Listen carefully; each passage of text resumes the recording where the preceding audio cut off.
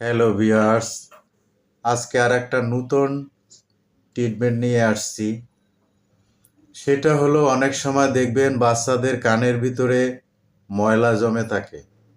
যেই ময়লা কখনোই সে ধরতে দেয় না, বের করতে দেয় না, খুব কান্নাকাটি করে মোটামুটি এক ধরনের একেবারে হই হুল্লা শুরু হয়ে যায়।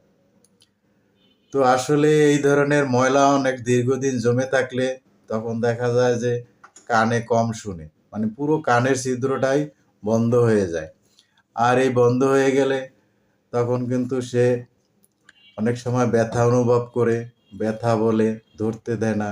তো এইটাকে থেকে আপনাকে এই ময়লাটাকে ধরাও লাগবে না, কিছু করা লাগবে না।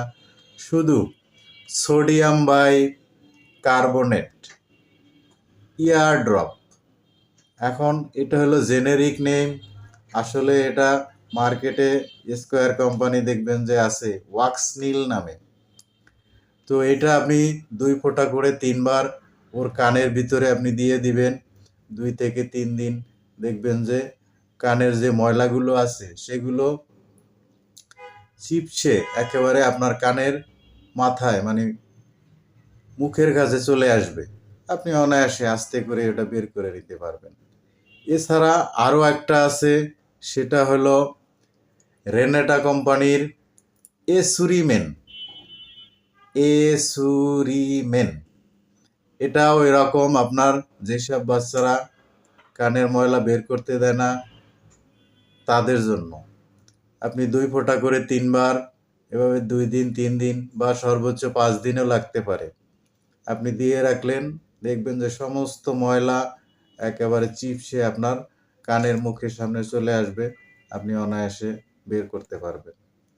এছাড়া যদি এগুলো কিনতে বা এগুলো যদি আপনার যদি সমস্যা হয়, তাহলে আর একটা কাজ করতে পারেন, সেটা হলো অলিভ অয়েল।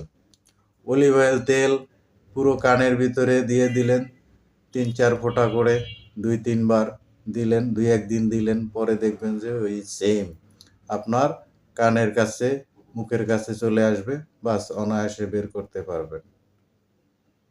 তাই যাই হোক, কানে যাদের যেসব বাচ্চাদের সমস্যা, এদের জন্য এই সমাধানের একটা ট্রিটমেন্ট দিলাম।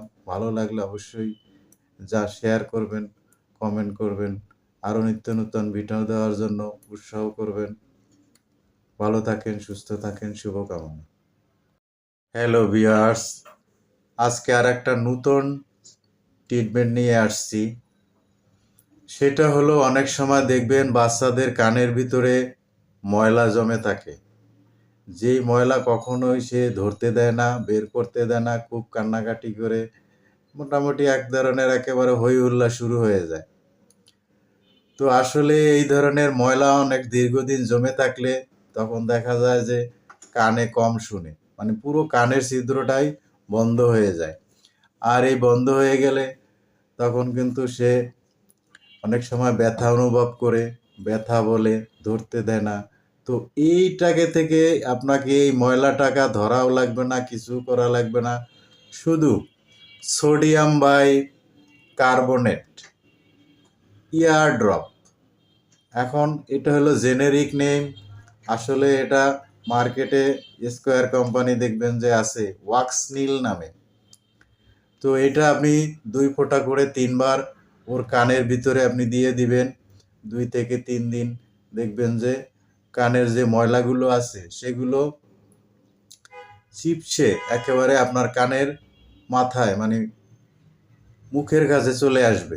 আপনি অনায়াসে আস্তে করে এটা বের করে নিতে পারবেন।